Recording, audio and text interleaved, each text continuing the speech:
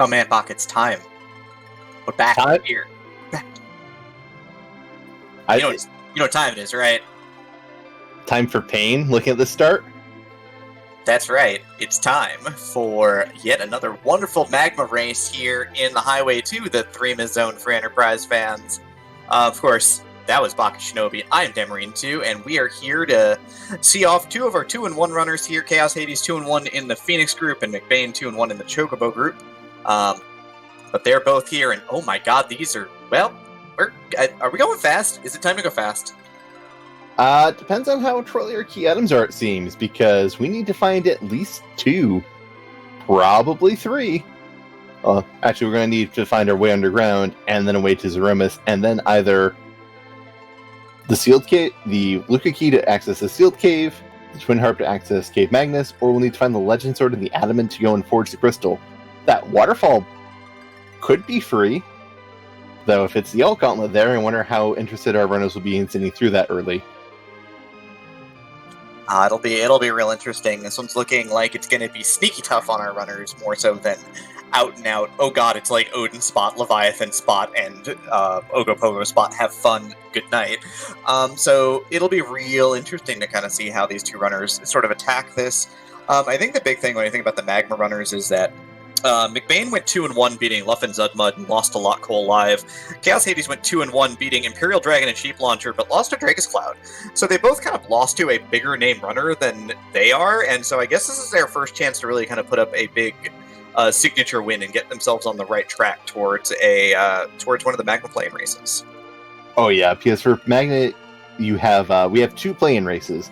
The first is exclusively for the 3-0 runners, where the top 3 runners in that race will go and advance onto the table stage.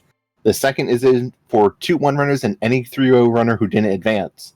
So, first one is important, and here we go. Let's see what we're getting started with.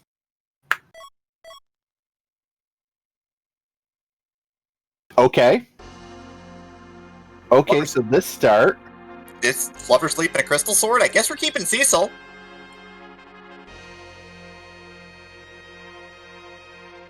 I mean... Are we keeping Cecil? Come on. You got a Crystal Sword. You're not just going to go and like sell the Crystal Sword with Cecil in your party.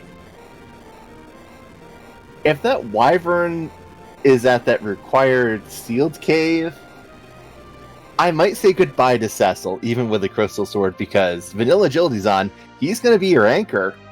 You level Cecil and you have to get through Wyvern, you need to do some real shenanigans to go and get through that fight.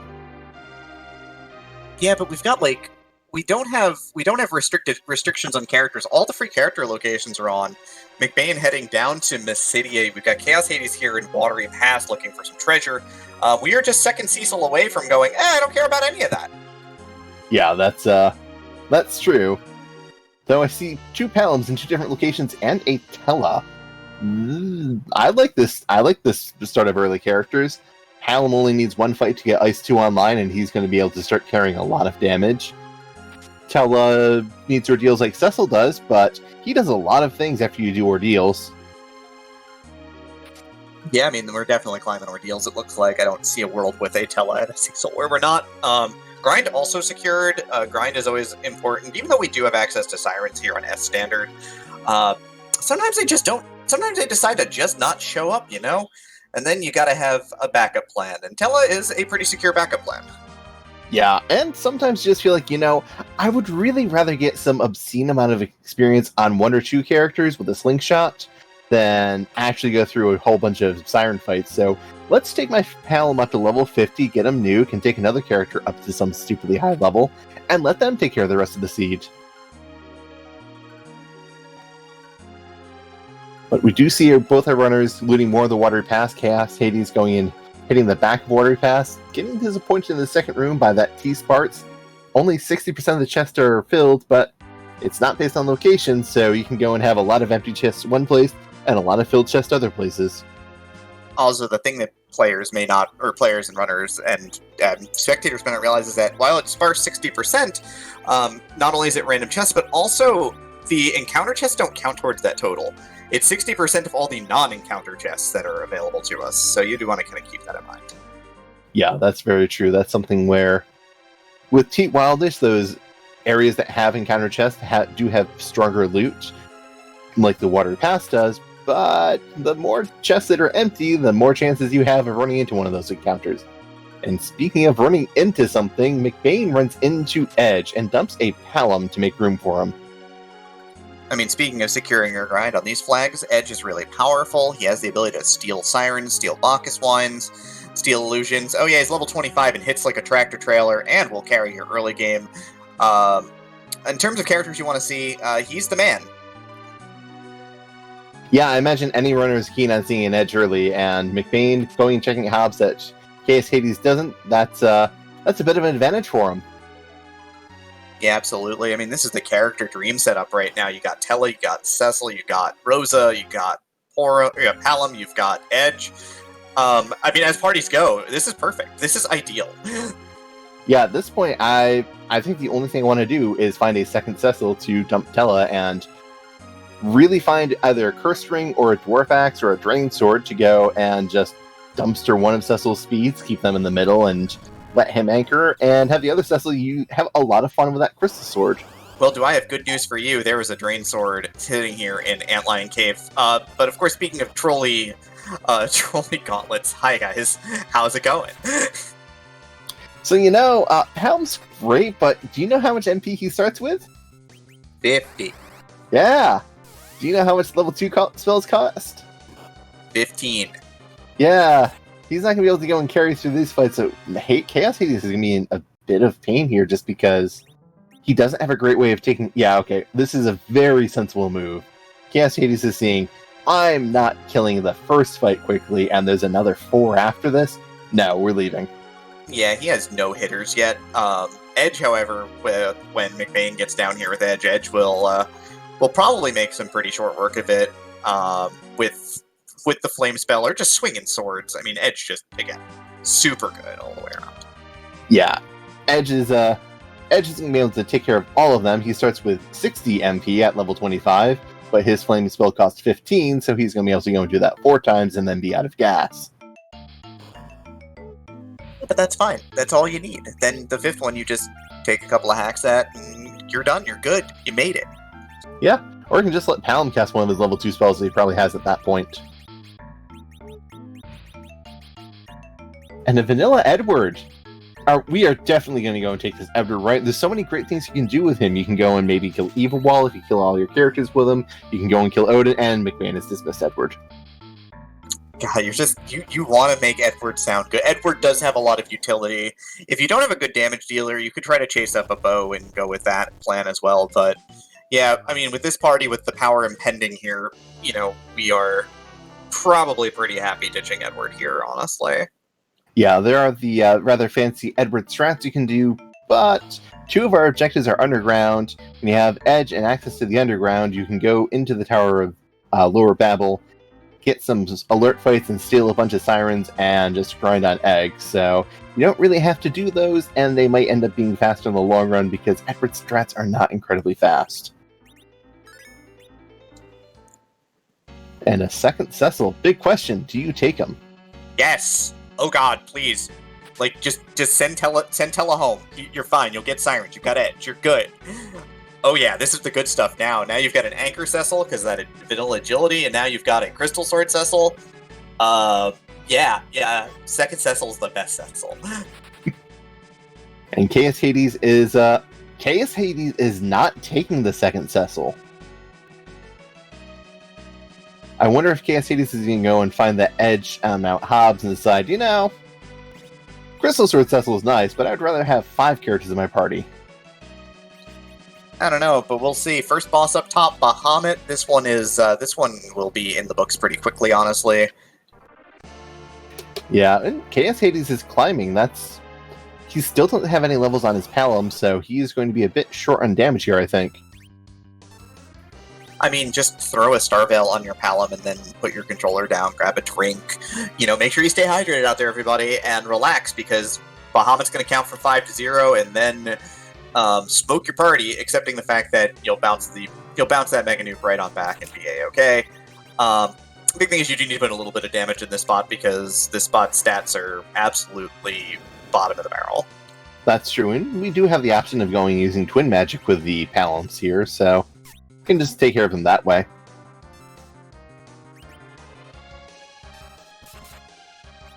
So I wonder if KS80s is going to go and be a bit, I don't want to say unprepared, but stymied it by using 3 Star Bells in this fight and then come across Golbez or Wyvern later and only have 1 left. I think there were 5 we started with. I think we started with the full complement today, so I think he's okay. Okay, that's I'm incredibly cheap. I was like, can I do this without using a Star Veil? Do I have to burn 1? Yeah, I mean, Resort... Oh, never mind. Mega Nuke does a boatload of damage to the spot. My mistake. Yeah, no, I mean, a lot of it is resource management and whether you want to basically, as I lovingly say, spend that cash. And, you know, shopping takes time. You know, making money takes time. It's a lot of decisions that go into play. Oh, this is gross. Oh, man, if you don't save before this, back attack plague is very fast. And the count ticks at once every ATB tick, which is really, really bad when Edge is your anchor. So, a small agility lesson here. Your anchor, Cecil's your anchor. That's, he's in the party. So that saves you a bit. But Cecil's also not slow. He starts at 10 agility as a Dark Knight. And that affects the calculation for how everyone else gets turns. Yep, J-Frontier is asking about McBain not downing second Cecil. No need yet, because once we promote to Paladin, your Cecils just go back to level 1 no matter how much experience they have. Yep.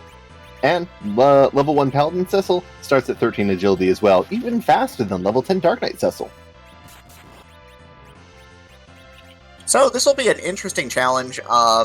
Primary tricks for this particular fight, because you don't have the time, like, you're at 5 before you get an action, basically. You don't have time to, like, down one of your own party members. A lot of the time it can be very difficult to, like, Edge can do it because he's just so fast. But the whole idea here is that you can turn on encounters, down one of your party members outside of the encounter, and then raise them up to start the encounter, and then you're fine. Everything's great at that point, because now you have your loop set up to kill and life the same person over and over again.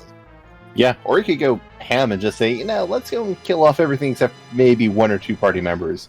So, like, leave Edge and Rosa, and Edge swings every time he gets a turn, and Rosa revives a different party member each time she gets a turn, so you don't have to worry about trying to kill off your party members. Because Palum's slow, he's not going to be able to get turns very quickly, and Palum's probably going to be the only person who can do good damage to other party members. Dark Knight Cecil has all the early bosses weak to darkness, so he actually looks like he does damage. Yeah, absolutely. Also, chat does comment on the backwards Doom numbers. It is one of the nicer things in this particular game. McBain does make it through. Timers on 0 does not matter. Everyone is alive, and Plague is not, so good on him. Yeah, you can go and get a bit of extra time at 0 because the game needs a turn of no one doing anything in order to update statuses, so you can squeak out a little bit more, but it's really hard to get that set up well without, say, a dedicated relative agility 1 anchor and people berserked.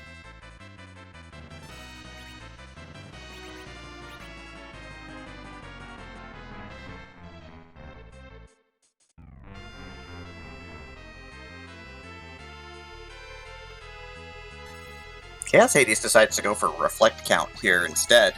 Again, I think he knows his damage is kind of in the dumpster right now, so decides just to go for a reflected count kill here instead. That's definitely that's one of the more interesting ways of killing Plague, just because it is really easy to go and not let Plague kill himself. As I said previously, there's the ATB needs a bit of time to go and catch up, to go and review statuses. It needs someone not acting for a turn. If Plague is too fast, you can reflect that count, but then no one will go and get their turn, or everyone will be taking a turn and won't get a chance to update that status. Meanwhile, McBain saw Mylon Z in the Crystal Room. McBain equipped a Crystal Sword and introduced Mylon Z to that, and 16 times damage later, just left a splatter on the floor. Also at the top of the mountain, how do you feel about Hanzo's deal with this party? I mean, Chaos Hades is probably going to be too interested, but McBain, hey, Edge is a nice character. Give him one of his good weapons, and he's going to do pretty good damage. Masamune is basically a holy sword in Japanese mythology, right? Yeah, exactly. It's a sword. Alright, well, there you go. Right, so we've got the sword to protect others. Equip that Masamune. It's beautiful. It really is. It brings a tear to the eye, and McBain is now going to go. I'm curious how he's going to go and deal with his party setup, if he's just going to go and take 2 Cecils and try and maybe find an Avenger, so he can go and do some Avenger glitching shenanigans and have 2 Crystal Sword Cecils, or if he's going to go firmly on that Anchor Cecil setup that we were talking about. Maybe he just takes them both to like level 45 and just says, look, I'm going to get an Excalibur because the seed's going to make me forge. He's going to gamble on that. And there's also just a lot of other places you can find an Excalibur. If we find that Earth Crystal, that could go and have a lot of nice weaponry for Cecil. We could go and rate that treasury. And look, I'm not all about the memes. It's not my jam usually, but, everyone seems to get into that for some reason, excepting mine is always 0 if there's no weapons, so... I mean, look, I'll go and give a good treasury some points if I get a Stardust... Well, not even a Stardust Rod. If I get a Moonval and I have a Cecil and I can choose a fight, that's a good treasury to me. I mean, Stardust Rod's a weapon. Yeah, Stardust Rod, I realized afterwards. Moonval, not a weapon. But it's still really good. It does go and apply the barrier status, and when you have a Cecil, you can just simply kinda make your one character who blocks everyone immune to physical punches, and then let everyone punch him. Yep. So McBain again still kind of going a little bit off script compared to what a lot of runners would do, skipping Antline, going straight to Baron in here. There's another Rosa here. First boss was Rubicant, died to 1 swing from the Crystal Sword after Edge killed the other Cecil.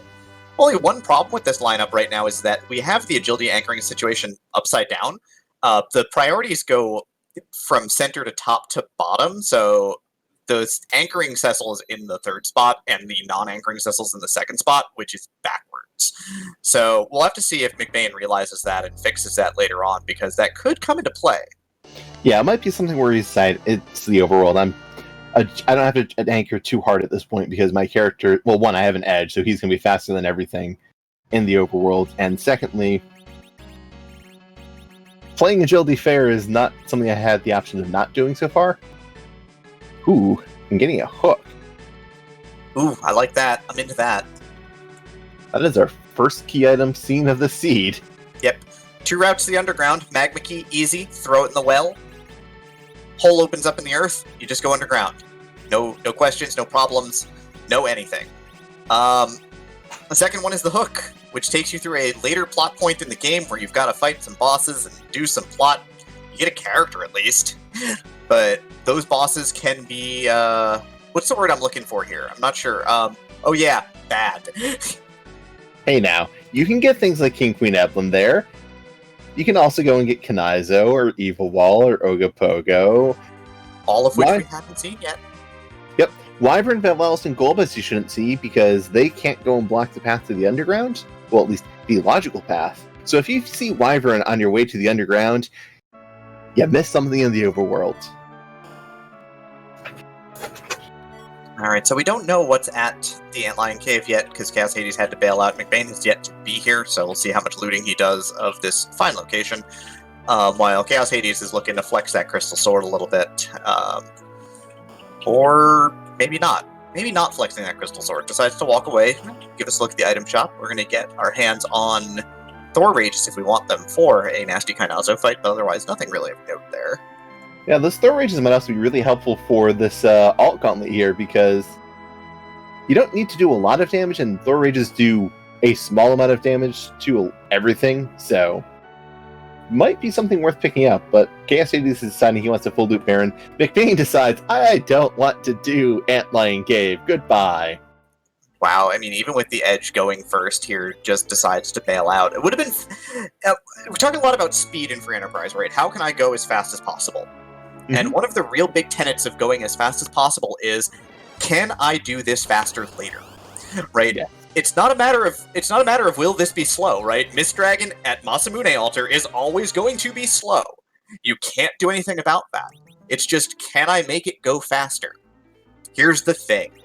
we can't make that spot go any faster. There's nothing we can do to do better.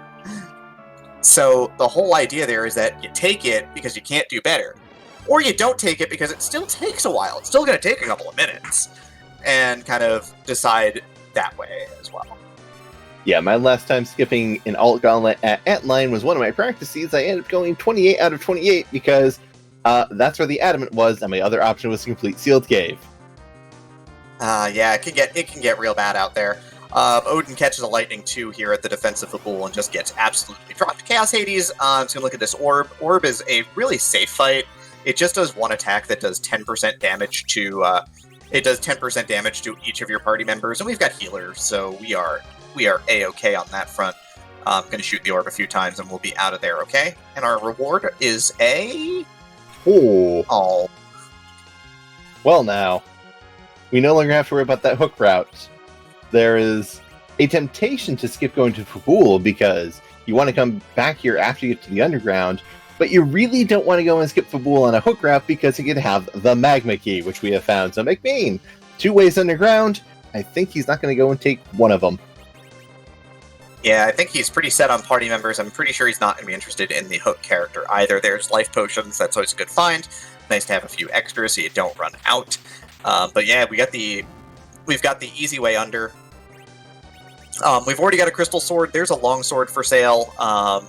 Already has a middle sword to go with that Masamune, so does not decide to do much there. But yeah, McBain is looking pretty set. Chaos Hades not in bad shape either, honestly. Yeah, it is hard to be in bad shape when you have a crystal sword Cecil, but he is getting Globe 199. That is going to hurt a bit. Even in this very low magic power spot, it still has enough magic power to do quad 9s with Globe 199. Yeah, absolutely. It's going to be real interesting to sort of see how this balances out, because on Chaos Hades' screen we do have Black Mage. We do have the double Black Mage layout, although it's having a bit of a time of targeting here on this CPU fight. Yeah, that auto-target not doing him favors. Auto-target is real bad on this fight because it targets incorrectly. It'll target the front orb over the back row, because there are rows for enemies in Final Fantasy, but of course Crystal Sword does remove a lot of sins at this point in time and does take out the orbs really easily. Yeah, there's you can get away with a lot of lack of finesse in this at the moment when you have a Crystal Sword and are doing 1,000 points of damage at level 10. Alright, so McBain is deviating a little bit from what would be a potential game plan here and is looking for more power. Castle Eblana is a place you can go to get real strong. The encounter chest here will give you a bunch of experience. 3 encounter chests give you 3 rolls at high tier gear. We are looking for weapons for 4 characters right now. An interesting play, certainly. I'm kind of into it though. Yeah, it's that crystal ring that we found is certainly okay, that's real nice pickup. And while we do have a crystal sword Cecil, second crystal sword Cecil's fun. Avenger Cecil is even more fun.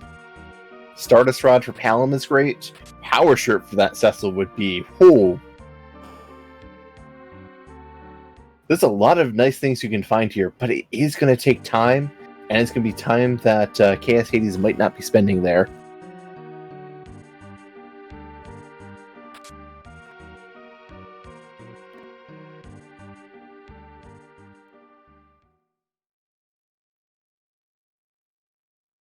But McBain is through one of the fights. He's gotten through the Stelman Skull fight, which is... The skull can be kind of... the Stelman can be kind of annoying, as that... Well, we were talking about weapons for our characters. That Artemis Bow is a great weapon for Rosa. I was more thinking Life Staff. You know, Rosa's a white mage. She's a healer. She's not... we're not doing this, are we? We're not doing this again. Artemis Bow is incredible, though. 15 agility, 15 strength. It nullifies your healing magic quite a bit by reducing both your wisdom and will by 15. But oh my, Artemis Bow lets you deliver a lot of damage. Yeah, Artemis Bow is just 10. It's the heroine robe that's the 15. Sorry about that. The big thing for the Artemis Bow is that it's the next best bow, the Samurai Bow, gives 10 strength, but no agility. And that plus 10 agility is huge. You can go and do a lot of things with something that gives you plus 10 agility. And as I was mentioning earlier about, say, that Wyvern in Sealed Cave, you can go and adjust the agility of both Rosa and Cecil with that, and that is a huge pickup. Speaking of pickups here, Chaos Hades is giving us a look at the Waterfall boss, which is required. This is a required kill, so he is just going to mop this up real quick. Not going to take any sort of chances with getting maybe a potential additional experience off the officer. Officer's going to take his leave at this point now that his boys are gone. Not a really high experience spot anyhow, so not a big deal. But it's just guards, so free pass there, and Chaos Hades lights up our first objective. Yep, objective number 2 is complete. That's a pretty free fight there. It's something that I imagine our runners... It's easy to go and forget an objective like that, because you see that, it's like, oh, that's free, and then never actually go through the formality of doing it. That can go and leave you in some awkward positions. Yep, so right now McBain's fade of Antlion Cave is looking pretty good, as he does get the experience to get Quake on his Quake Kid. If we were hook routing, that'd be fantastic. We're not hook routing, still fantastic. Yep. Ooh, actually, Quake Kid can go and use that Artemis Bow if you really absolutely want to make sure that your Quake Kid is going to go faster than the enemies. You could give that to him, but it will go and tank his casting stat. But a fun thing about agility in this game, you can take off your weapons if they give you agility, and you'll still be the same speed. Also, more importantly, how do you feel about Hanzo Steel? I see we are very good at finding holy weapons from the Far East. Like, that's just a family heirloom. It was in the family castle that's been destroyed, just sort of waiting there for us. He goes and picks it up. Edge just wanted to make sure he got his family heirloom sword. So, yeah, double Masamune Edge. Good times were had by, well, Edge. Yeah, it's a real edge case scenario to go and be in that, but we find it here, so that's something we can appreciate. I know, but he's going to be on the cutting edge of doing damage, which is pretty fantastic. Yeah, he's going to go and leave all these enemies behind with that plus 3 speed as well.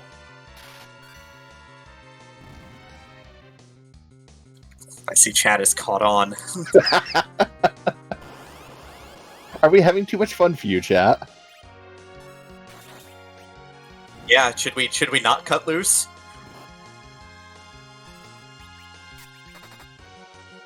And yeah, speaking of things Edge can steal, he is here grabbing a Bacchus wine off of one of those Mad Ogres real quick, which is pretty great. Rose is dead, not going to get experience, that's alright. 7,000 experiences again. We're sort of at the point where if we can go underground and pick up Sirens, then it really won't matter all that much. How do you feel about Holy Bows? I feel like we've got a lot of bows that makes us really holy. Could put a lot of holes in somebody with them, but that's a second Artemis bow, so we are replete with gear at this point. We are stacked to the rafters at the moment. Yeah, I don't think McBain really cares about seeing an Earth treasure at this point, unless he wants to go and find power shrifts or something. Is aside from a Stardust Rod? Yeah, no, we're good.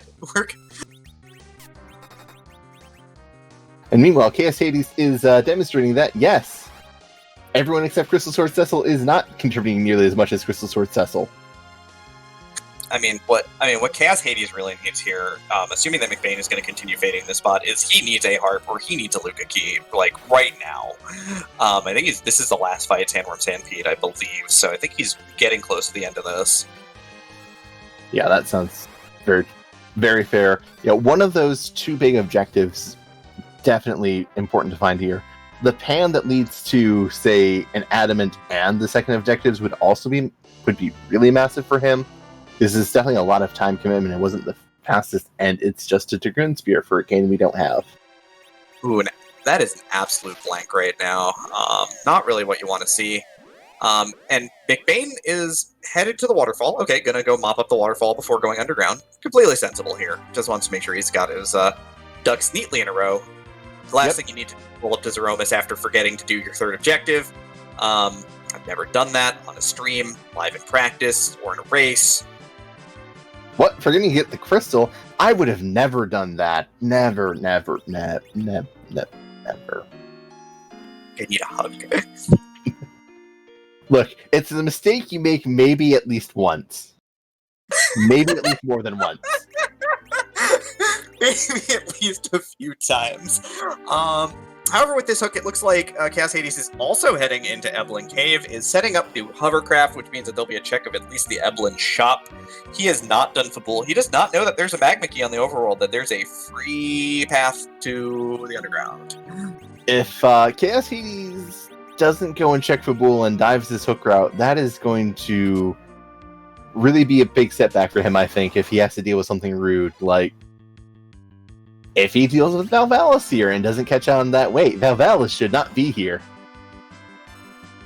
That said, we also haven't seen D-Mist.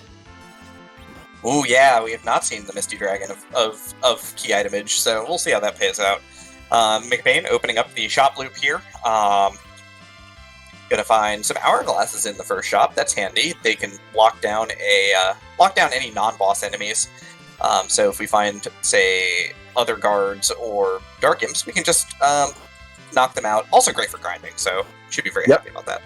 If you want to take silver dragons on the moon, they're great. For warlocks, I would actually probably try and go and use my Rosa to cast Mute, because hourglasses will go and stop an enemy, but they'll still do their first action. Mute will go and prevent things from casting spells. If your enemies just cast spells, well, they're just kind of sitting there looking really silly, trying to go and mouth fire 2 at you and getting nothing for it. Just screaming into the void. But more importantly, though, Cassidy is having a little bit of a tough time with this. Doesn't have Edge to go first and rapidly sweep up these skulls, so he has to kind of take them out the old-fashioned way because both of his mages are down. McBain finds a heroine robe, buys a heroine robe, slaps that heroine robe on Rosa. We're at plus 25. Plus 25 strength, plus 25 agility. Rosa's looking really decked out and really ready to go and laugh at that vanilla anchor, who I think is still at 13 agility, unless McBain threw that drain sword on. McBain missed the drain sword chest. It was actually the back left chest on the first floor, and he just missed it. Okay. And we've got a credit reporter back here? Okay, well, not every job is great. Hey, sometimes there are bills that need to be paid, sometimes that treasure doesn't go and fill itself. I'm sure it's appreciated by someone. Yep, and there is a... McBain's looting... McBain's got some stuff to sell here, at least, so gonna dump some gear here, try and get some of them sweet, looks like coffins? Yeah, sweet coffins. We haven't seen Siren. Haven't seen the Eblan shop either. Yep, we have the Eblan shop, we have the Fay March shop, so 2 places you go and find sirens for sale. Definitely lots of money. I am sad to see the Aegis shield sold, because I am an Aegis shield fanboy. That shield goes and gives mage resistance. It's one of the few ways that heavy armor wearers can get mage resistance. And with bosses like Ashura, the Magus Sisters, mage resistance is actually really helpful because it doubles your resistance to any racial type goes and doubles your defense. And with Cecil in the back row, if you double his defense against something, he goes from a high amount of defense to a stupidly high amount of defense, and can frequently just take 1 point of damage from bosses in really late spots.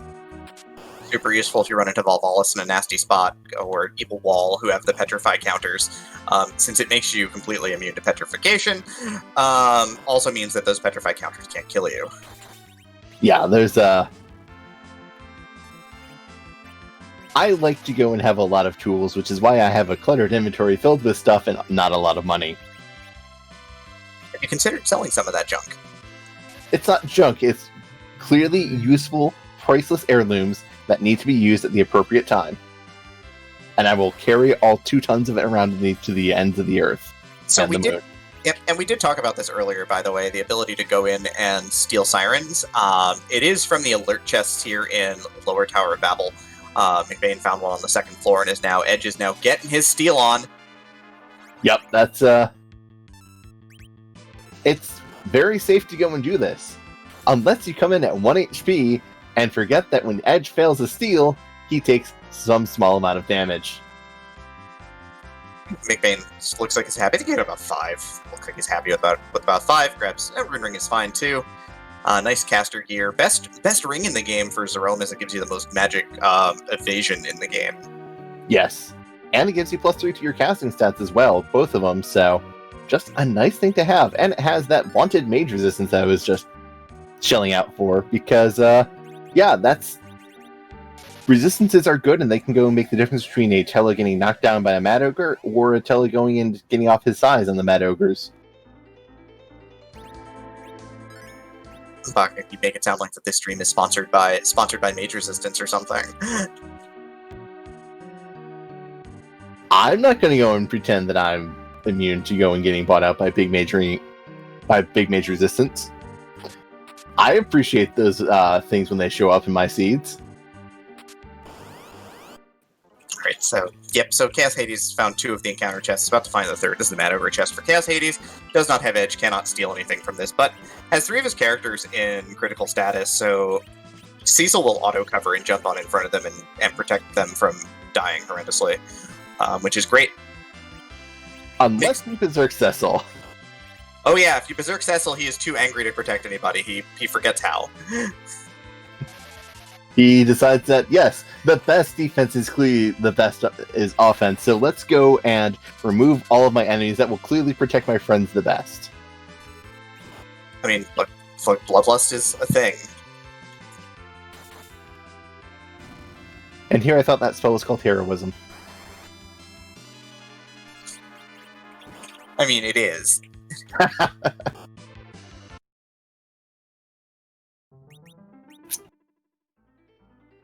Ooh. Chaos Hades is deciding to reset because he wants to get the experience. I guess Chaos Hades not going and doing the Fabul is going to go and feel taught in a very unfortunate way that he doesn't need to dive the hook route. This experience, while nice and beneficial, is not going to go and be what he desperately needs to get through the hook route, and could be highly detrimental to him if he chooses to keep committing to this rather than going and doing Fabul.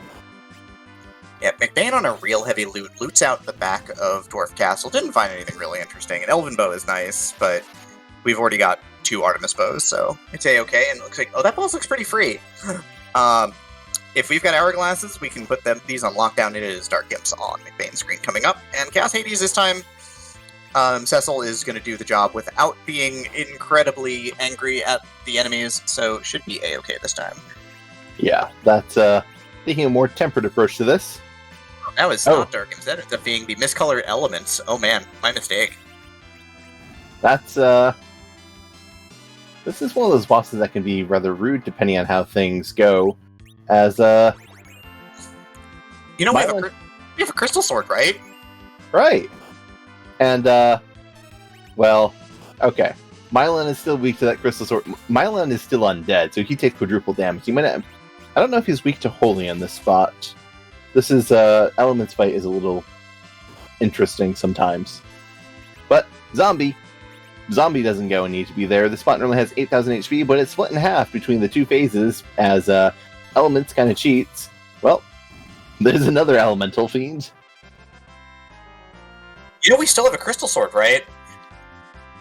Yeah, I imagine the Elemental Fiend of Air is going to go and perish very quickly before the Elemental power of Cecil. Ooh, but Anchor Cecil got levels, which might not be what McBain wanted. You might have to go and be a bit more diligent about looking for curse rings in shops. Yeah, because he did try to kill that Cecil, but basically, I wouldn't say missed, but just failed. Like, just didn't do enough damage. Yeah, Edge might not be back row glitch and only did half damage to that Cecil.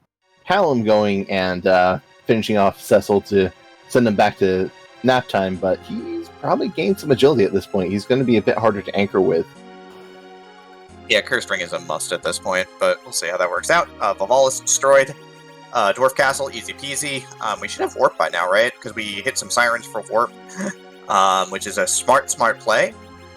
Yeah, Paladin needs 100,000 experience about to get Warp. Also, we find Sirens in the Eblan shop, so Chaos Hades saving a bit of time on that front, but is still not checking Fabul, and looks to be gearing up for diving the hook route.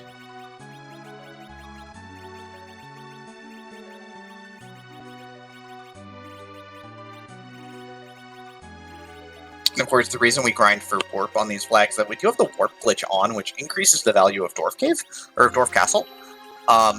Because at some point before we leave this room, we can cast warp, and it'll take us, instead of taking us nowhere, it'll take us to the back of sealed cave, like this was vanilla, where normally you get the darkness crystal and you skip the entirety of sealed cave, because who wants to fight doors? Yeah, and finding the tower key, so that makes Lower Babel much more attractive, as being able to just go and clear that place out in one shot is really helpful. Yeah, but it's a little bit less interesting because it's the tower key from the warp spot, we know that we're not going to get the Luca key from the tower key because it can't lock itself out. Very true. We could still get our twin heart from there, though. Unless we get eyes on that Luca key, it may go and be gated at the end of a long chain somewhere on the moon, which would be less interesting. We shall see. But yeah. Chaos Hades is doing a little bit of looting back here, so let's see if he decides to venture ever deeper into this cave, and he is. So it looks like he is on the Football Fade, which he's going to be very unhappy with later at this point. And McBain is here in the land of summoned monsters, looking for treasure in all the wrong places. Yeah, finding some stuff, but McBain has a lot of things. There's not much that McBain can really benefit from at this point, I think. I think mostly it would be armor, like black belts and bandanas, strength rings. Oh, a darkness crystal is a nice find. The free darkness crystal? That's what you were talking about, right? Because that's what we always want to find here. Maybe this is free, the not so free Bacchus ones as well, because that goes and that gives a lot of options. We've got McBain has gotten rid of Tell, so he doesn't have the D-Machine grind out there, but he has some Sirens. We know that you can buy more in Eblan, so grinding is any number of options. Chaos Hades is just finding a Protect Ring from the Staleman chest in Eblan Cave, so something, but not necessarily what they wanted, I think. But that's, finding a full moon on Chaos Hades' side, that lets Chaos Hades back row their edge, which I don't believe McBain has been able to do. Nope, but Chaos Hades also never got the edge, never climbed Mount Hobbs looking for the character, so... Yeah, does not have edge. That's an easy thing not to do on these flags. When I have free characters coming out all sorts of different places, why would I go up to Mount Hobbs and take a fight? Because you could get edge. Yeah. The other reason I would go up there is to check the boss in the event that there's a Demus there. And, well, we don't have to keep looking for Demus. Demus is right here down in Fay March.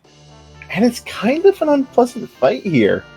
One of the only bosses that makes Crystal Sword Cecil have a downside is that Demus is resistant to holy damage. So Demus is going to take half damage from Cecil's big, powerful sword. Not going to take half damage from Edge's ginormous blades, though. That's kind of where we live now. Yeah, that is a very good point. Also, not going to trying to go and see if there's any darts, and nope, just going to go and have to hit. Going to be pleased with how hard Edge is hitting, because no holy damage attached to his holy swords. Yeah, this fight is well within the realm of doable here. I mean, you're going to get about 1,000 damage plus from your two fighters and around 2,500 per Quake, so it'll take a bit of time, but this should go down in a bit.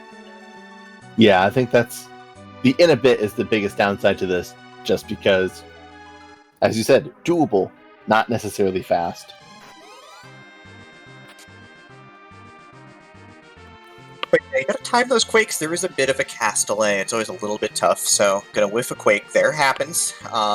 Pretty standard stuff there. Chaos Hades is dipping down here. We know that some of the nasty bosses are out of the way. We know this can't be... We know this could be bad bosses. We could see Golbez here. We could see Wyvern here. We can't see Volvalis. We know where she is. This hook route could be pretty straightforward, though, honestly. Crystal Sword Cecil could just take us through this without too much concern. Yeah, and to ask who's the other boss, it's Dark Knight Cecil, who's going to do somewhere between 1,200 to 1,400 damage per Dark Wave, I believe. So that is going to be rather difficult to survive.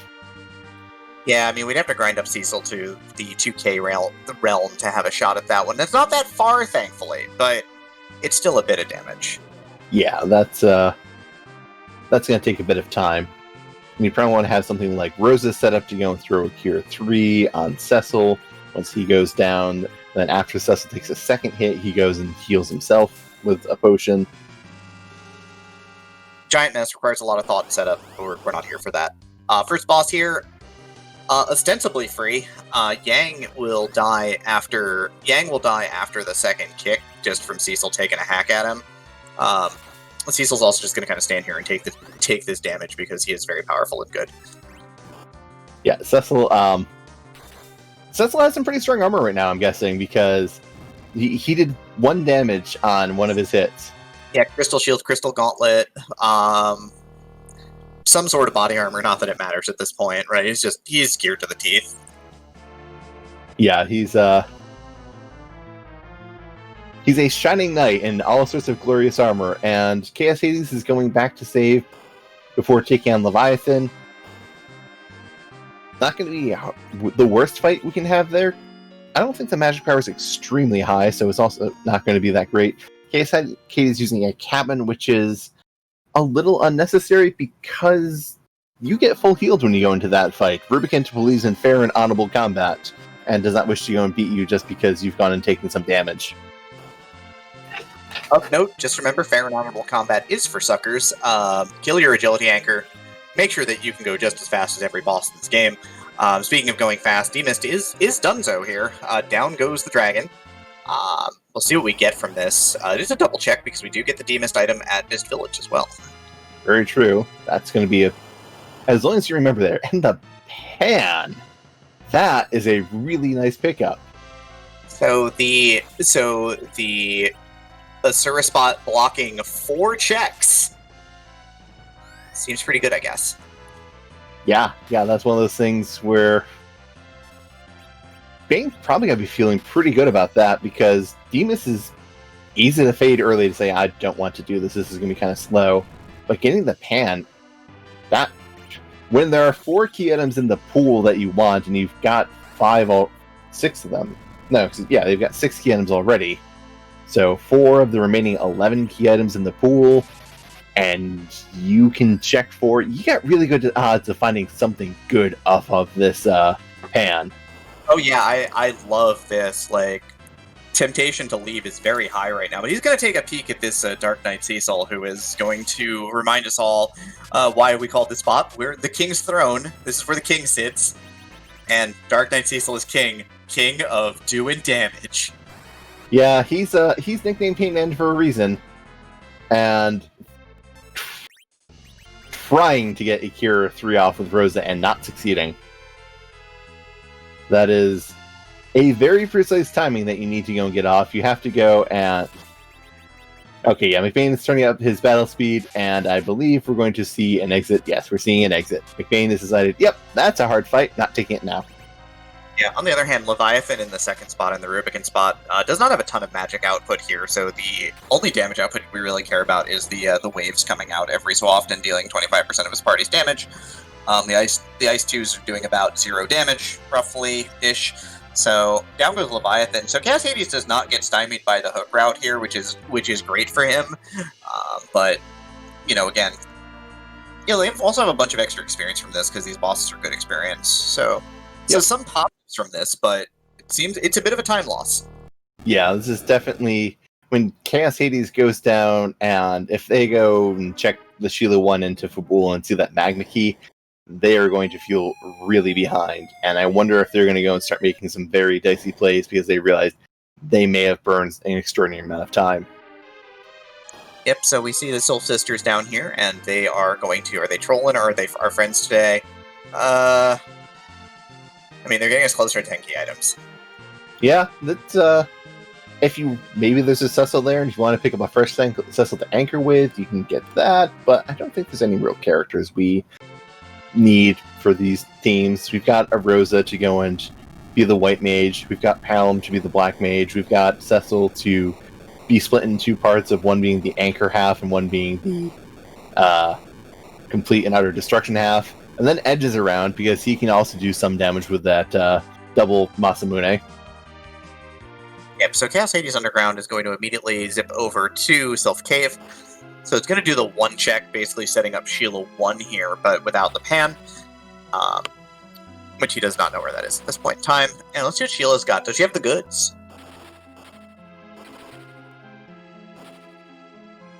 Not quite. Just the Leviathan summon for Iridia not in the party and a Baron key. So 2 more checks behind this. So Demus is now getting up to 5 checks.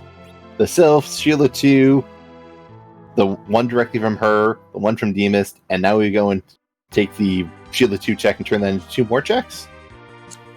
Yeah, I mean, it's getting real interesting right now, certainly. Chaos Hades continuing throughout the underground here. Does have Sirens, so it's gonna get his leveling on a little bit here, which, again, you always want to make sure your party is powerful and strong and good. McBain remembers he did kill Miss Dragon. So we're gonna check out what Rydia's mother has. Another thing I have totally never forgotten to do and check, and then looked at it several minutes, hours later. An Excalibur! Great for the 3rd Cecil you don't have. Infinite Holy Swords. Fantastic. Do you check Kaipo to see if there's a Cecil in bed and then take him?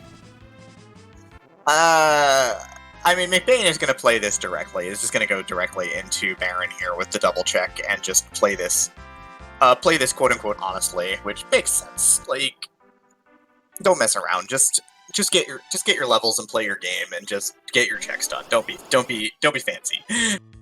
Don't be greedy and look for more and more power that you don't need. Is that what you're suggesting? That we shouldn't go and look for endless amounts of power? Reviving the middle Cecil as well. It looks like McBain decided, alright, 2 Holy Swords, 2 Cecils it is. Let's go and forget Anchoring. Let's go for Power Overwhelming.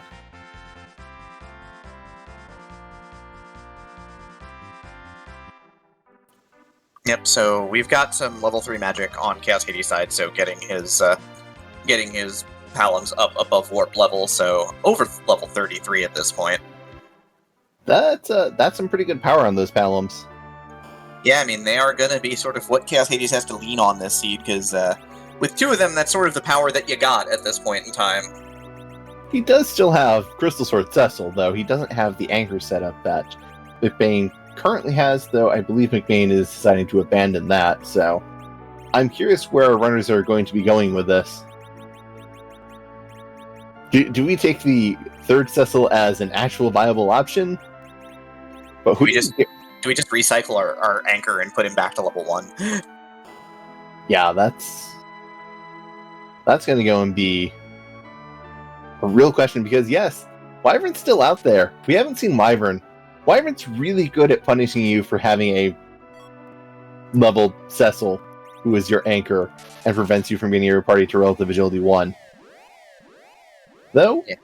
We'll see. We do have a Rosa with plus 25 agility between that Heroine Robe and the Artemis Bow. Plus 20 to 25 agility is a pretty good way to get a character to relative agility 1. Trick is, though, for Wyvern, you actually need to have 2 characters who can get into the cube before Wyvern casts Mega Nuke. It's agility shenanigans and involves buffering and things I'm not going to go into technical detail for. But suffice to say, if Rosa and Wyvern are of equal agility, Rosa needs someone who can go and get a turn after her and queue up for her Star Bell to go off before Mega Nuke. We'll see how that plays out. We haven't seen the Queen yet. She's not out, but we've got Dr. Luggage here at the Baron Throne, so should go pretty swimmingly here. Not a ton of health at this spot. I heard a Crystal Sword is good. Mazamoons are good. Artemis Bow is pretty good. I'm seeing that there's a trend that we're good for this fight. I mean, look, we have way more power than we're supposed to have at this point in time in the game. Like, keeping in mind that for newer viewers, that every spot in this game is based statistically on the original boss's location. And this boss does not have a ton of health. This boss is, around 5k-ish? I don't remember the precise number, but, like, this boss is just after you get turned into a paladin with Cecil, so, like, we're not talking endgame bosses here. We're talking about, I have an endgame sword and I am going to drop this boss in, just destroy them in a hot minute here. Yeah, and we find Iridia here. Do we go and take Iridia? And we don't take Iridia. Sorry, Iridia.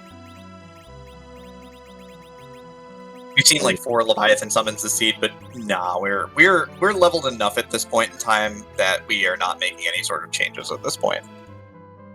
Honestly, even a Dragon God wouldn't go and convince me to take Rydia over Palom because Quake's faster, and if I need extraordinary amounts of damage, there are Cecils equipped with holding swords.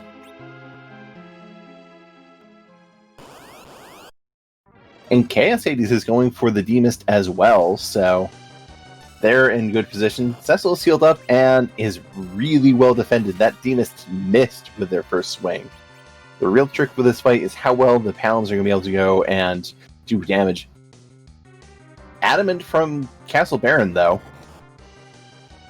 Yeah, there's half a Forge right now, so that does sort of take the edge off a little bit. Now we're only chasing, 2 total key items here. Legend Sword Harp, or Luca Key.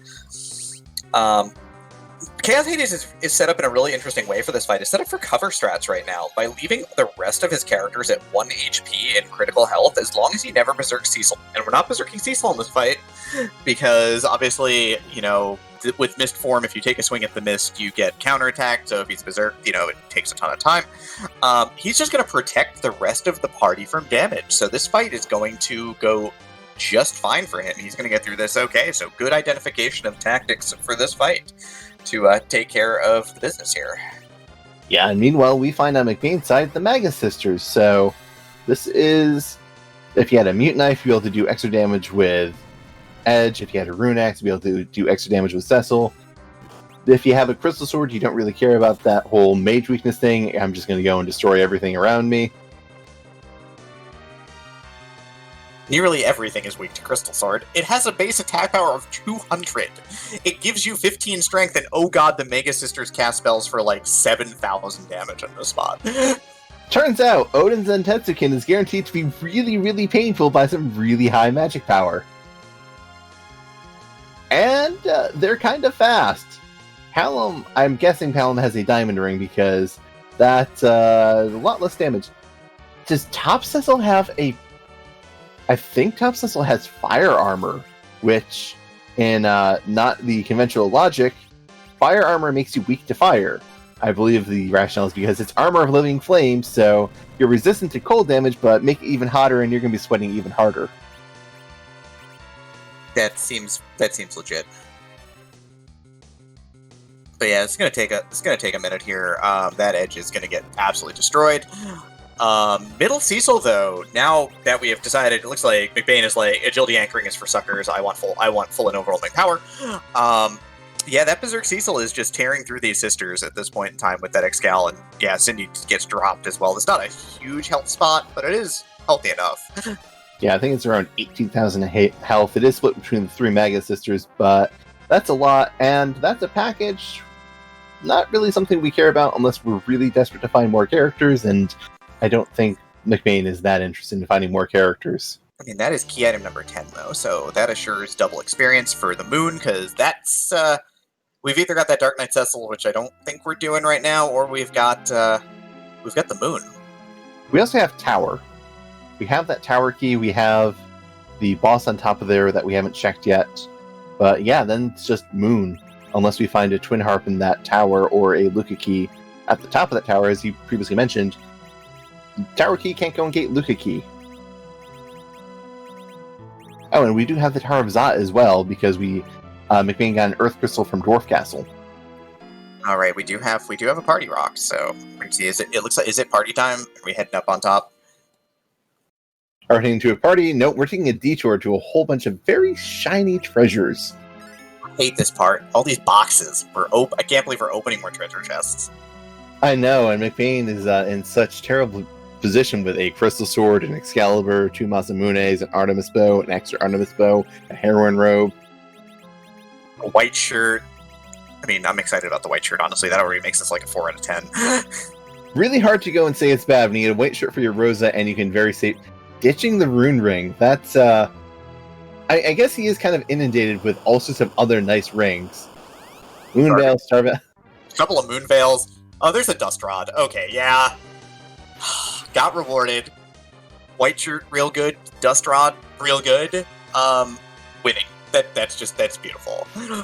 2 Moon Veils as well when you have Cecil in your party who can just cover. Yep. Paladin Darknet Cecil proves though that he is the more powerful combatant here, as he absolutely wastes Chaos Hades' party as well. Unsurprising. Again, 1300 a shot is going to drop pretty much anybody if you're not ready for it. Yeah, it's really hard to get the HP to survive that if you're not Yang and Sid in level 50 or something.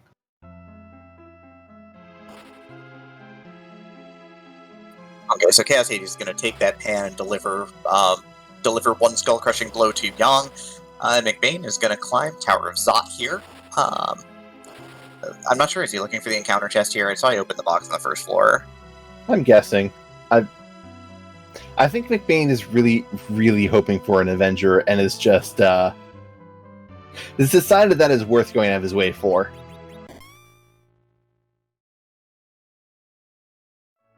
I have a hard time. I sympathize with this position because Avenger Crystal Sword Cecil means that you can Avenger glitch your Crystal Sword and to turn it into a Crystal Sword you can equip on your other Cecil. And on the other hand, I don't think McBain actually needs it. I think McBain is going to do such absurd levels of damage that by the time he gets the Avenger glitch going, the fight is pretty much over. Here's Sparkle.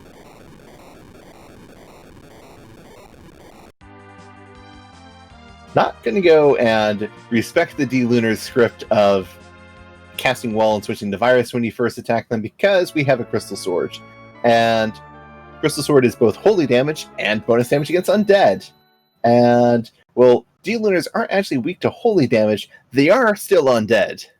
Also, this is the Mega Sister spot. This spot does not have a great amount of magic damage because the Mega Sisters they don't want the Mega Sisters just, wrecking your party, so the virus easily survived by Edge here and 1x Gal swing with the Quake, and that's the end of that, folks.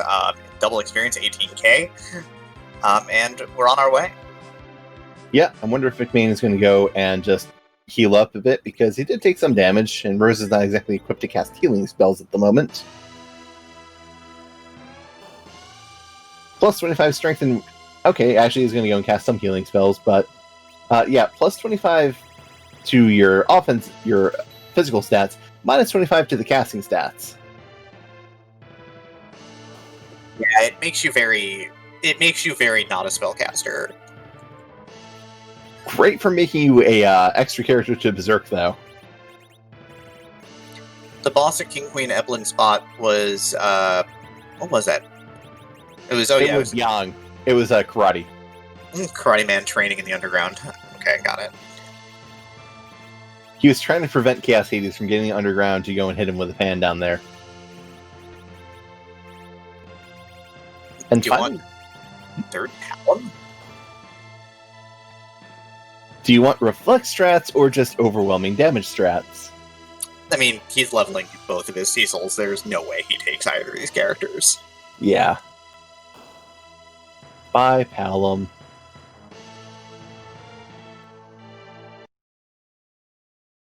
In case Hades is going to drop off the pan, going to go and get the Leviathan Summon and the Baron Key. Yeah, we do know the Baron Key leads to a whole lot of zero, but... Well, it leads to the Adamant. That's not zero. That's one half of an objective. Yeah, that can go and be something, but it is going to be a bit of a rabbit hole. The package is going to be a lot less for Chaos Hades, because Chaos Hades is only at 5 key items at the moment. Going to get his 6th, and is probably going to go and be a bit upset by the 6th key item.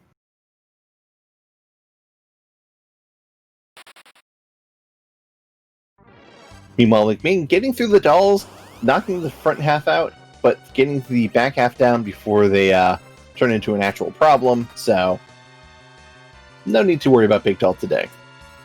Yep, and Chaos Hades has initiated the fight with Odin here, so we'll be moments away from seeing a Magma Key.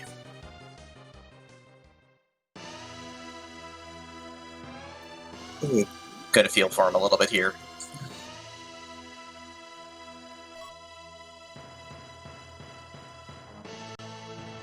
Oh, and that is Well, that's go. No, I'm sorry. Not go mode. Just the second objective. For some reason I thought we had long deep breath. Brain's Not like, there yet. yeah, we got 3 objectives. No, we only have half of one, and nothing. No visual on the other. But Earth Crystal did come from Dwarf Castle, so this Twin Harp could still have the Luca key. It sure could. This would be a heck of a way to just wrap this seed up in a nice bow for our runners. Come back, Black Chocobo, I love you. Black Chocobo deciding, I want to run around and be free all day.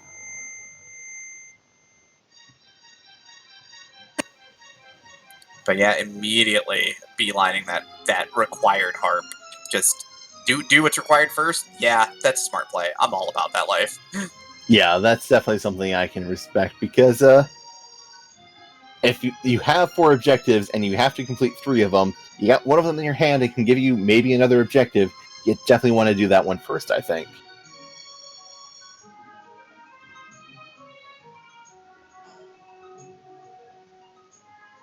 And Chaos Hades is going into Baron and is probably going to be finding that adamant very quickly.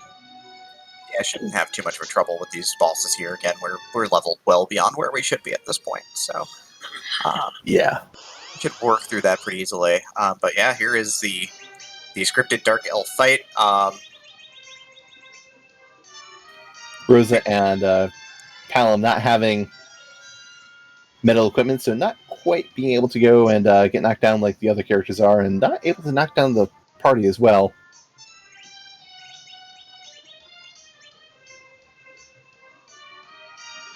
Rosa being one off lethal, going and getting us the HP run out. Yeah,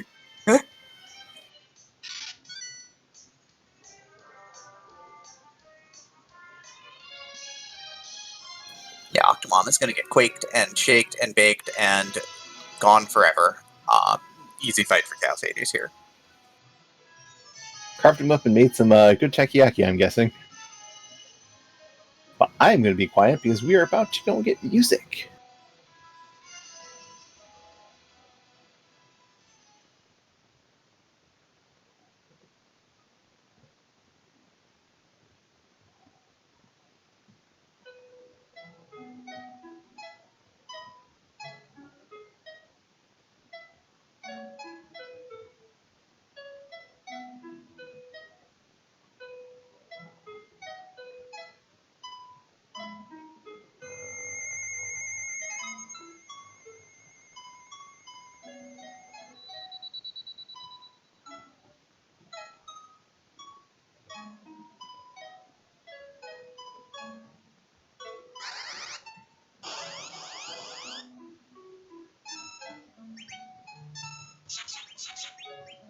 And it seems that chat is filling us in that this is an FF8 song, Eyes on Me.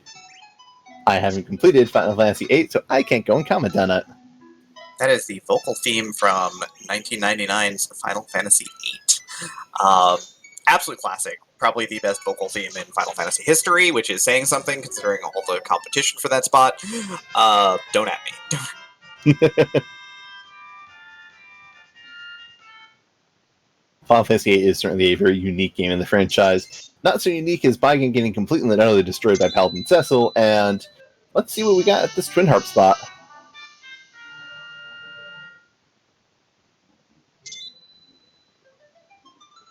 Well, if you want to have a defense Cecil and an offense Cecil, the White Robe's kind of good defense because it makes it resistant to undead and spirits and gives you plus 15 willpower, and otherwise, it's not so great to have a second one that you already found in the Earth Treasury. So, I mean, it is Cecil's best piece of armor for fighting Zeromus. True. That high magic defense is really helpful, because Zeromus doesn't punch, he just casts magic, and his other defensive gear, like the crystal armor, prevents him from being berserked, so yeah, you want to use something that's not that. Also, that plus 15 to Wisdom does give you another magic evasion roll, so it is the best magic evasion armor in the game. Yeah, I think it's 32 combined willpower and wisdom, so you need that gives you halfway to a roll about. I mean, if you've got a crystal sword, though, that gives you another 5, so that puts you at 20.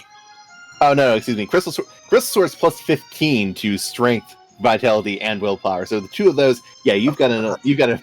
Yeah, the Crystal Sword is disgusting. I don't know if I've mentioned this recently, but it's a really overpowered. It's incredibly overpowered to a disgusting degree that is absolutely amazing.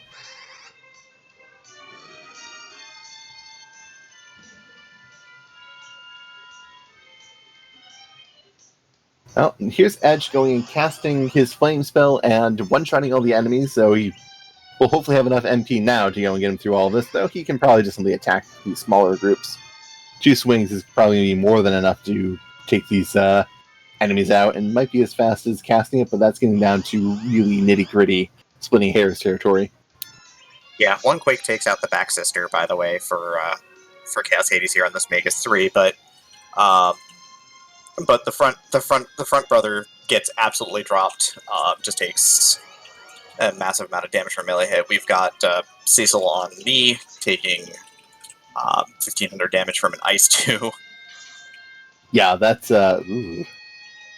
Yeah, the magic here is still pretty good. Yeah, Quakes are pretty good too. Quake is a good spell. This is why we like Palom over Rydia, unfortunately. Rydia learns it at a sensible level of 44, while Palom learns it at the very unreasonable level of 23.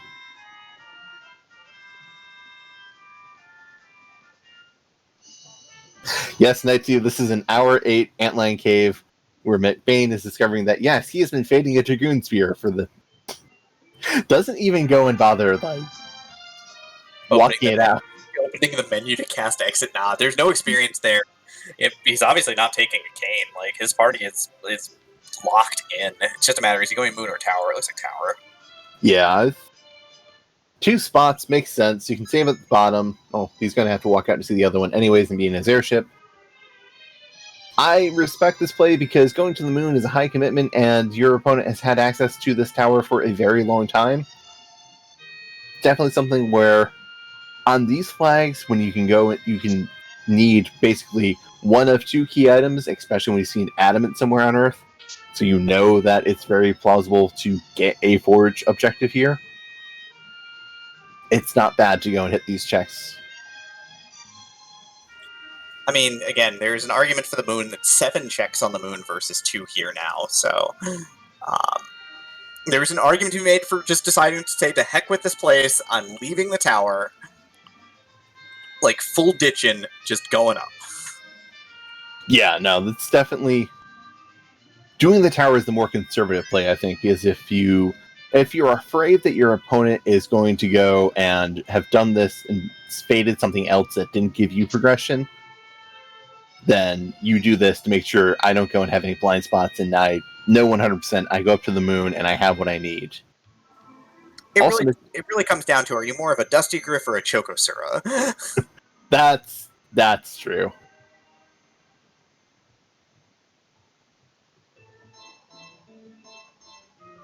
And just finding Dark Elf, guess what Dark Elf is weak to? I know this one. Shoot. Help me out, chat. What is Dark Elf weak against? I'm drawing a blank here.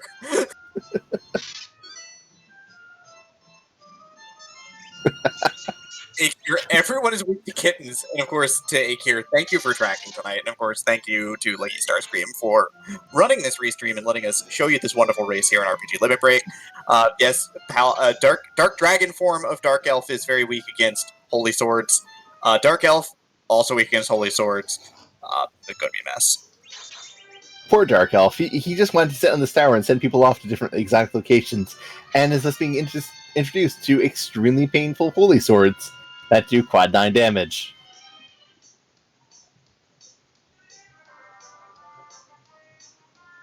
So yeah, this leaves McBain with just... We get a pass from here. That's something you're probably happy to see, to be entirely honest.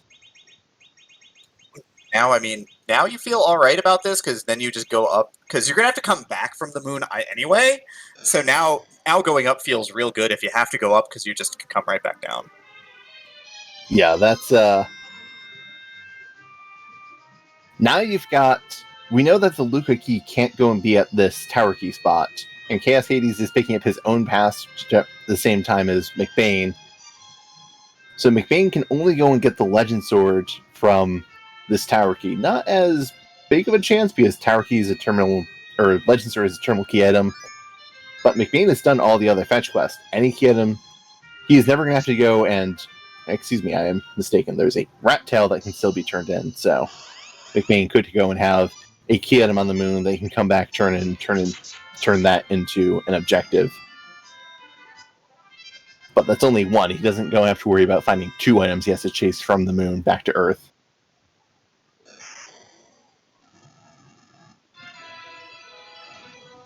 Oh, and Chaos Hades is running out because he has not done Dwarf Castle yet, and Dwarf Castle had that tower key.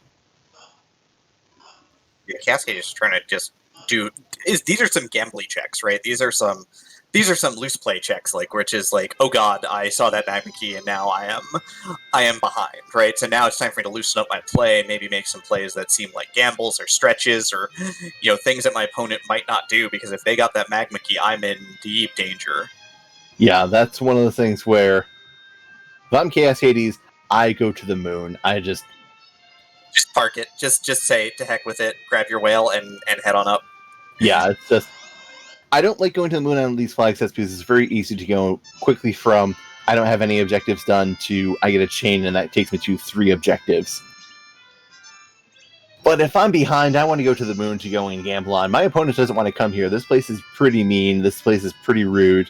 And this place takes a lot of time to go and get these 7 checks. It's a haunted dang hole that people hate. I love the moon. People hate it. We do know that at least one objective has to be up on the moon or through the moon because McBain has cleared out literally everything else on Earth. He has killed Mist Dragon, he's cleared Baron Castle, Tower of Zod, Tower of Babel, Dwarf Castle. The only thing he hasn't cleared is that Dark Knight fight and Fay March, which no shame in just saying, no, not doing that. Yeah, I mean, that's kind of how it works out, right? Yeah, that's... It is doable to go and do that Fay March fight with a very particular setup, and if Rosa has that Artemis Bow and Heroin Robe on, she might be able to cast a Cure 3 fast enough on set. I'm sorry, I've been interrupted by the sight of another disgusting item.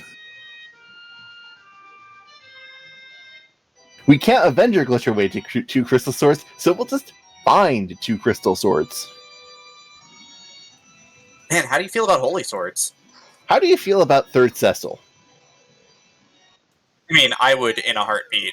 Like, if I go up to the moon and I see Cecil on the crystal throne, I, without a heartbeat, look at Palom, go, well, kid, you did good, but I'm sending you home. McBain has Legend Sword, he is in go mode. We're not going to the moon. We don't even know what the moon looks like this seed. Staying on Earth long enough to get the job done. The Luca key was somewhere on the moon. McBain stole Sirens and is going to be going to just, yep, let's go. Let's get some levels. Let's equip Rosa in her proper wizardly gear. Let's go and let her stop moonlighting as a warrior for a bit. And let's just go. Aw, now I'm sad. Look, Rosa needs to do the important job of keeping everyone else alive because we know that these Cecils aren't going to be terribly interested in that. These Cecils are going to be very interested in how do I do as much damage as possible. I'm just sad that the moon's haunted, but, I mean, technically the moon's not haunted. It has the Luca key, which by logic leads to the tower key, which leads to the Legend Sword, which if we didn't go and turn on that warp glitch, you'd have to go and get it, so you'd have to go and get it through 2 objectives. That would be great. Unfortunately, we have the warp glitch on. I mean, nothing unfortunate about it. I'll just have to blame the admin who offered that up as an idea. I'll be right back. And while Demerine is going and hiding from her past decisions, we get to go and see McBain scramble some eggs. And let's see how far up he takes us. I do believe McBain should have 2 white shirts, but he only threw a wizard robe on Rose at the moment, which I'm a little curious about. I'm not worried about it. I mean, we're definitely going through this pile of sirens for sure. We'll see how he feels about that, because this should get Rosa to near 2K, because we're getting 68 grand a pop here. God, Crystal Sword Cecil is so good. Yeah, I think the biggest thing we really need to care about is getting Cecil to at least 28 agility. That's level 45, which, yeah, we're at level 44. This is not a concern at this point. Okay. Yep. Now, does McBain go and remember to kill off one of the Cecils, or she just why do I care about this? I'm just going to go and take these crystals. I've got so much holy weaponry. What do I care? Now, I think the only excessive thing McBain can do here is grind Palom to nuke. That's where I go and say you have crossed the line of just showing off. You're going to I'm going to beat Zeromus. I'm going to embarrass Zeromus with my damage, and then I'm going to go and make Zeromus shake and cry and not let him do a big bang because I'm doing so much damage he never actually gets a chance to do anything. I mean, the only thing I can say, he is going to kill off one Cecil here. Not very effectively. It's going to take a minute. Oh, there we go. Turns out Cecil's really good at defending stuff. Plus 15 Vitality does do a good thing to your defense. So yeah, stops one Cecil, I think at 45 or 46, so right there at that beautiful 28 agility spot for anchoring purposes. The only real thing is that means that your edge, if you've got some agility gear, you can get edge to RA1, where otherwise you'd be at RA2, right? To get to RA1 at level with 40. With 28, you need to be in like the 50s. You need to be at 69 agility, because that's what Zeromus is at, and that's where you go and... Or no, you'd be at 70 agility. To go... Yeah. 28 times 2.5. Go and do math, someone. 56 plus 14 is 70. I am glad that you can go and do that faster than I can. Have you considered a Greek career in accounting? I hear they do lots of stuff with numbers. I had, and then I got old. So Chaos Hades is going to take the tower key down here to wrap up the tower and get the Legend Sword, which will put him just Earth Crystal check away from Go mode. You want Crystal Rings? Because we got Crystal Rings. Do you want money? You've got Excaliburs you can sell despite having Cecils.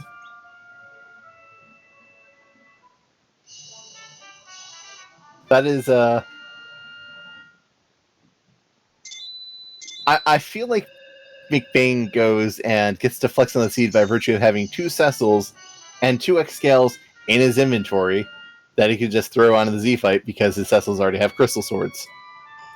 Yep, but with Crystal and Pass in hand, I mean, McBain has done the grind. I'm pretty sure he's done here.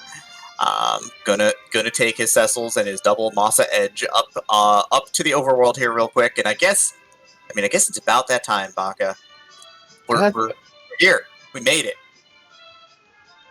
We're going back to Castle Baron to take a nap. Great. I love going and sleeping in Cecil's bed. It's a free heal, and I feel really clever about using it after I've beaten Baigen. No, we already did that part. We're past that part. Oh. Can you refresh me? Yeah, so after we get our crystal, right, and we need to head on up to the moon, which is super important. But we do get a shortcut to get there via the pass, which lets us go there via the Troy Inn. And then that means that we've got to go and fight the boss that's not randomized, the boss that we can't move, because he's real big. And he's real tired, alright? He just didn't want to get out of bed this morning. And we're gonna go, and I can't believe that we're gonna go kick his butt, like, right now. That is a great thing to go and see, because, yeah, we can't go and bring him out. He's sealed on the moon. If we went and did that, Fusoya would be upset with us, and we're kind of giving him a break already after we made him do so much work for the Wool Gauntlet, so we really don't want to annoy Fusoya by letting Zeromus out of his little prison here. So we're gonna go to him instead.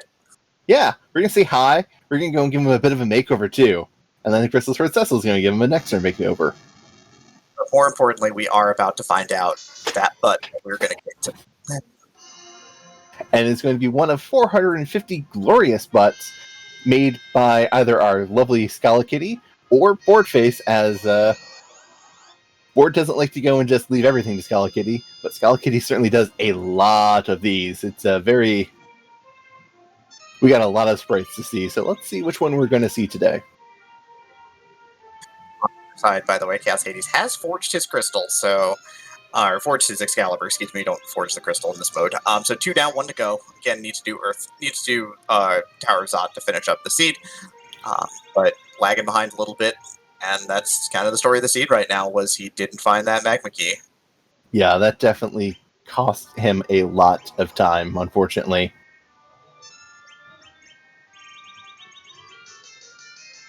Huh. This guy looks a little familiar. Do you remember where this guy's from? I know where this guy is from. This guy is from that mobile game. Yeah, no, this is the Dissidia sprite for Garland, which of course is from the original Final Fantasy, the very first boss in Final Fantasy history. Who was determined to knock you all down. Taking a good shot at Rosa with a 1700 counter nuke for that slow, but... Ooh, actually, I just noticed that was slow and not a Silk Web. That is a bit of a... you don't want slow because you have to apply it twice in order to get the maximum effectiveness. And... maximum effectiveness... Ooh, no one likes this. We need Rosa back up after this Big Bang for sure. Yes, this is, the good part of the nuke is that when Zeromus casts nuke, he goes and changes his magic power to something a bit lower than what he normally uses to cast Big Bang. Problem is, if it hits Rosa twice, Rosa's just not going to be able to survive that, even if the Big Bang is what we call nerfed. But yeah, that was a 1 in 25 shot there to double nuke Rosa. So 1 in 100 whenever we need it, or whenever it's going to go and happen again and not need it to happen.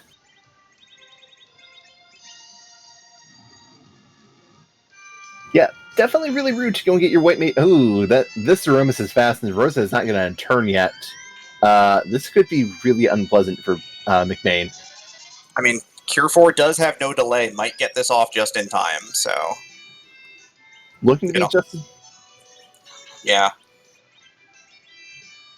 Only at 1400 HP, Rosa might survive this, but this Big Bang's going to be unnerfed and probably doing full damage. She's got a lot of gear, though. And this emergency gear, too, is going to push her up into the 1800s, so... Yeah, that's wrong. Palin's going to die for sure, but that's alright, because Palin was not a big part of the stratagem here. It was all up to the gentleman at the top there with their holy swords. Oh my god, Rosa, please. Yeah, Rosa. I don't think Rosa has a white robe on McBain's side. I think she has a wizard robe, so she's got some good power, but she's not fully decked out. Yeah, it looks like we got the phase skip here, which I don't think is what we want here. Because we're going to get the next action from Zeromus. Zeromus, once dealt enough damage, ends up refilling health, and now, yeah, that's another shake. That's going to be another Big Bang in just a moment. If Rosa doesn't get a turn in time, this party is going to get delivered. Yeah, and Rosa, she's got her turn queued up. She's going to queue up ch4osh4, but Big Bang comes out. No one's going to survive this. This is a max roll of 2,700 damage. Yeah, there's nothing left but ashes here, as Garland does knock us all down. And thus we have gone and broken the stable's time loop. Chaos has won, destroyed the world, and done some other things that I don't remember.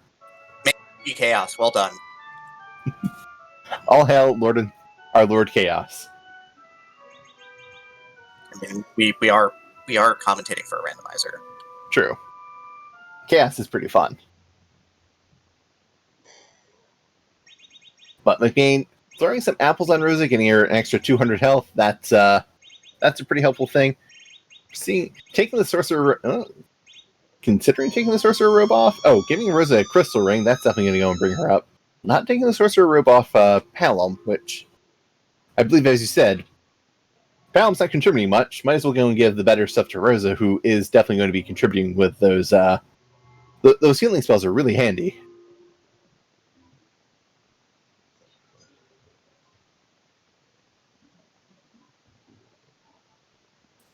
Yeah, so once more with feeling here, once more into the breach for McBain. Chaos Hades is going to give us a look at Dark Knight Cecil. So the Luca key might not have been on the moon, by the way. Yeah, we still have a shot of just getting a Luca key here, and Moon can be 100% haunted. I did miscount. Deeply haunted. It's a level of haunted that is reserved for Something very, very terrifying. Like my number of hours into this game. A lot. I don't want to know that number. I wouldn't feel bad per se, but it would definitely go and be a reminder of why I never type / played in an MMO. Yeah, don't do that either. I just tell myself, yeah, I've just been like, I just had it running while I was sitting at my desk. It's not actually that many hours. Alright, Chaos Hades could get go mode here. Chaos Hades could pick up the Luca key here, which would then require a quick dip for about 3 minutes in the sealed cave. Does have to clear it out. Oh my goodness! Moon's haunted! Moon's totally haunted. Now McBain does need to execute this fight, because if McBain wipes a second time, that potentially puts Chaos Hades right on his heels. He does need to complete the sealed cave. It's more than just unlock it, but McBain does not have the safe and secure position he previously had. Chaos Hades is in position to go and be getting that objective number 3, excuse me. This time Edge taking the first counter nuke, probably in terms of happiness, probably about 100% happier about that one. Oh yeah. And I don't know if both Cecils are berserked up yet, because it looked like we just inputted a fight command for middle Cecil. Yeah, but no problem here. Edge survives. Gonna fling that second Excalibur as well. Now it's gonna start cracking the wine. Gonna go to town here after the setup is done, so... Yeah, and Rosa getting a Cure 4 out. Straight ahead, very safe sort of fight here. I think the biggest thing we need is a second slow, because I didn't see any silk webs from McBain. And slow, you only get one application per cast. Silk web does a maximum application, which is very important for taking your Zeromus starts at relative agility 2. One slow will take him down to 3, I think, and 2 will take him down to relative agility 4, which makes him much more manageable. Of course, if all 3 of your gents are berserked, it doesn't really matter all that terribly much. True. Because you can go and have the joys of Q jamming, but if Edge goes down, you go and lose a bit of your advantage there. Yeah, but it's okay, because now you have both your Cecil's berserked and Rosa alone casting Cure 4, and I heard 2 Crystal Swords. That's like twice as good as 1 Crystal Sword. Yeah, that is a lot of damage. Black Hole coming out this time, which might have wanted that last time, so you could have gotten Rosa back up to heal faster, but... Gonna cast a Life 2 on Edge to get him up to full power, not the worst thing to happen, as getting a third Berserker up will just keep increasing the damage. You do have a limited supply of Bacchus Wines, and you don't want to keep going using them to re-up Berserk. Yeah, no, you want to get this fight over with as fast as possible. Don't leave it to chance, right? Like, that's one of the ways that you can fail this fight, is just running out of resources, so you don't really want to... We don't want to dice with the universe in that particular way, so just drink the wine and get the business done. The boss here at the bottom of the sealed cave is Mylan and Pals. I heard Quake is a good spell. I guess we'll be casting it a bunch. Yeah, that's, Drains are missing, which is rather impressive. This bot has pretty high magic power, but it probably doesn't go to all of the characters here. No, the gas get really weird damage output, so... That makes a lot of sense. So, and big problem with the agility here is that drank 3 wines and then just got black holed basically instantly. Yeah, that can definitely go and take a lot of time out of you. Yep, there's the phase 2 nuke, so gonna nuke Edge just outright for his action this turn, deal 2,000 damage to Edge. Edge is doing better at setting up to the nukes than I was expecting him to, but he really doesn't like going and getting hit with them. Rosa at 180 NP, which... should be enough gas in the tank to get us through this here. I think our Cecils have pushed us over. We've pushed over the first damage threshold already. We're going to get at least one more Berserk swing at full power here, so should be about another 10 damage this cycle easily. But there's our Shake, which we kind of want to see at this point because it's not Black Hole. Yes, that's a really important thing to see. And we're getting 10,000 damage almost from just the Cecils and then another 3,000 from Edge, so I think we're going to go and see something... Well, we see another Big Bang. Worst thing that happens if we get a Big Bang into Medio, but I think Rosa should be able to get a Cure 4 off before that. Yeah, it's queued up already, so she's just going to protect this party from that happening anyways, so we should be fine. Yeah. If video comes out, it can do about, top end I've seen like 1050 on it. Like, it can do that, but Hero rocks, Victory Fireworks after that Cure 4. Where's the dodges, so that goes and makes us a little bit safer. And I don't think we're going to see another one. There's the flash. McBain has finished in first place. Crystal Sword in one hand, Crystal Sword in the other hand. Seems pretty good. The power of Cecil compels us all. As Chaos Hades gets his crystal here at the time that McBain is polishing off the seed in 1 hour, 33 minutes, and 2 seconds. So, GG to McBain. Let's see if we can go and get him in for an interview.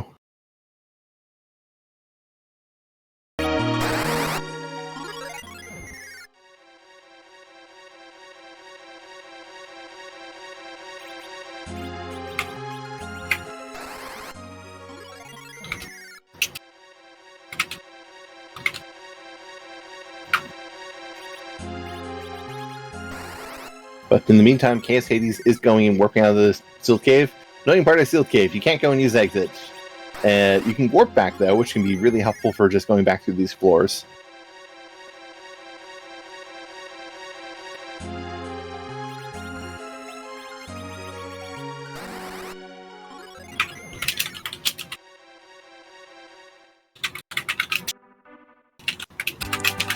But yeah.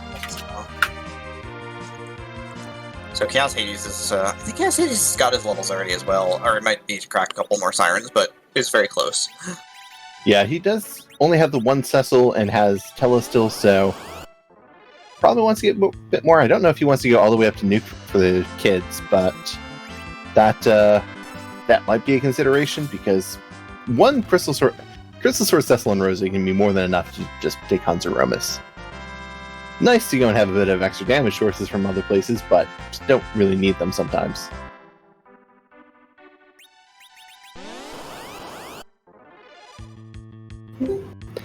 And we are now joined by Roger McBain. GG, McBain. How did you feel about the number of Cecils you had in that seed compared to the number of Holy Swords you had for Cecils in that seed? I wasn't really sure about it, and then I did that mistake of keeping him alive. That changed everything. Did you consider going around trying to see if you could find more Cecils in some other locations? Like maybe check the Moon character or the Hook character? Or did you ever check the Sandruby character? No, I didn't. But I did think about it, but I found the Excalibur at his village, so I said, oh, okay, I'm gonna keep it. Definitely didn't seem to go and put you for worse for wear at that point. Yeah, they were just destroying everything. Were you concerned about Wyvern after you let that second Cecil get levels at any point? Yeah, a little, but usually Rosa with the shirt and the Artemis, she can upturn Wyvern.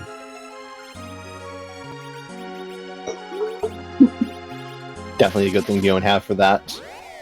Well, this is your first win of the Magma route. You still have 2 more matches ahead of you. With what you've seen so far of the Magma route, how are you feeling about going forward? I feel okay. I mean, I think I'm doing okay, but my menuing always bad a little. I can understand that.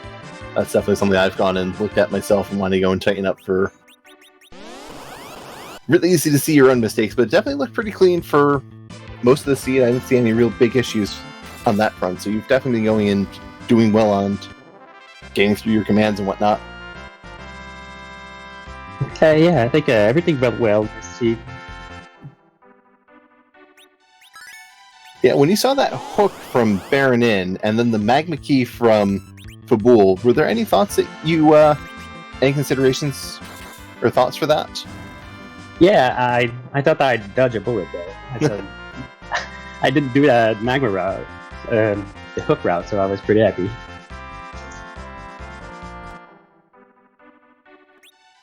Very fair, very fair. Were there any bosses that you would be concerned with if you did have to go do a hook route, or were you feeling pretty confident if you did have to go down that path? think other than Ogopogo, I think everything else is okay. I can deal with. That's definitely fair.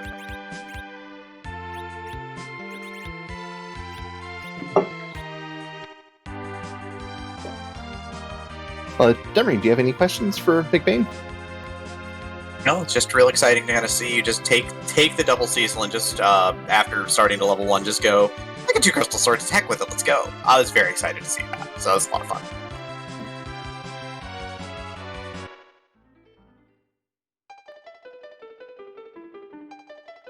Well, that I think we'll let you go. GG's on your win. Looking forward to see how you perform next week, because 3 rounds of Swiss for this, and then you get to play in one of the play-in races. So, best of luck next week. Thanks, I'm pretty excited.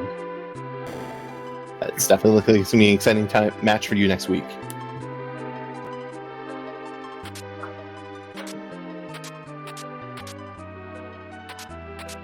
And we see that KS80s is going and looting that Earth Crystal Treasury to go and see if they can go and pick up anything else. Finding that Stardust Rod and that white shirt in there, which, nice equipment to go and find. I didn't go and catch if they've ground their palms all the way up to Nuke. Okay, yeah, they're level 52, they have Nuke. This is going to be a very high DPS team. Yeah, he stopped and bought more Sirens while we were interviewing, so he just was loading up on Sirens just to make sure he would get the levels that he needed. Yeah, Ooh, and his Cecil's level 53, which is going to go and make things a little fast. Oh, double check that. Yeah, you're going to be at 27. You don't want to go be at 27.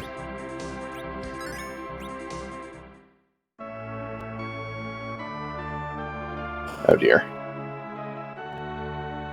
So, with how the math works out, because agility is based on, with the vanilla flag based on Cecil's agility, it means that when Cecil is really fast, all of your characters get noticeably slower, but if Cecil isn't going and making the enemies slower by unfortunately being 1 agility point off, it means that he's going to be hurting your team for as much as possible in the form of actions, and not harming Zeromus at all on that front, which is going to be very unpleasant for KS80s, I think. But he also has a very level team, so he may be able to just power through this anyways.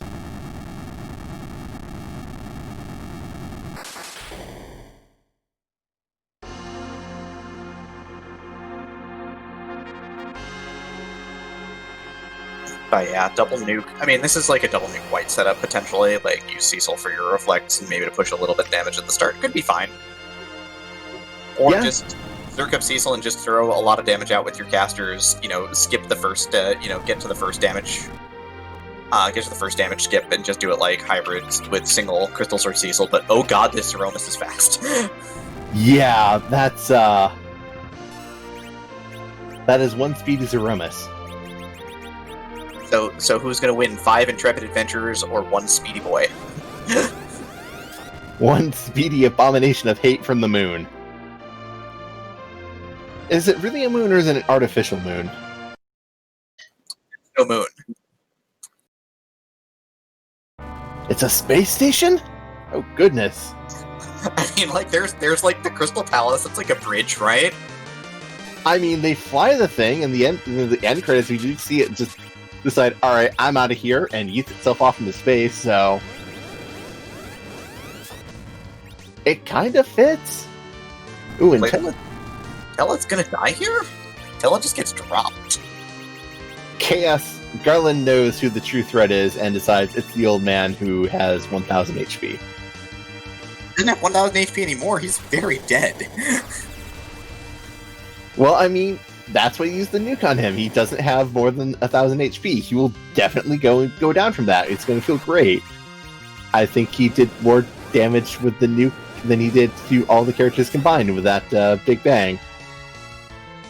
But yeah, Chaos Hades has decided that healing is not the game plan here, so he's probably going to be looking for a little bit of healing on bottom Vault Palom, and then look for a second nerf potentially with Cecil when Cecil gets his turn again. Yeah, not even swinging with that Crystal Sword Cecil, just deciding to go for the nerf strat, for the Yeah, okay, we'll throw a healing potion on the casters, and we're just going to reflect damage spells back at this boss. Getting another shake, so if Cecil gets his turn, he might be able to go and nerf this Big Bang. Yeah. By the way, if all the damage is reflected, you only need to do 61,000 damage to Zeromus to finish the fight. So, big money, no whammies. The largest of numbers preferable, please. Let's take off this Artemis bow, though, because that is restricting Rose's damage a little bit. And it is going to go for a Silk Web here. That is going to go and help, because this does that double slow. It is going to hurt one of the characters unless it hits the bottom lalum. And it hit the bottom lalum. So, Zeromus goes and has decided to play the game of, let's start hitting myself. I guess he saw everyone else casting nukes on him and decided, alright, let's see what's so fun about this. I don't think they're seeing what's so fun about it. Oh, it's hot, it's not fun! We tried to drop lalum like it's hot, not drop myself like it's hot. It worked on the old man, why didn't it work on the kid? But yeah, so a couple more reflected nukes here, doing some real good damage right now. So in great shape at the moment. This fight looking pretty stable. Gonna channel a Cure for, nope, gonna channel White. There we go. Just going all in here to finish this fight up. Look, Cecil's job is to go and do the healing. Uh-oh. Uh-oh. Bye, lalum. If Lalum is really fast, he can get a turn and use a Star Veil or a Moon Veil. Gonna run buffer this Veil. So... Well, Rosa decided that she had had enough of Lalum's lip and decided to white out the rest of what he has to say. That's unfortunate. It really is. That's one of those things that, unpleasant, but Chaos Hades is finished. Chaos Hades has finished in second place. They have an official time of 1 hour, 44 minutes, and 45 seconds.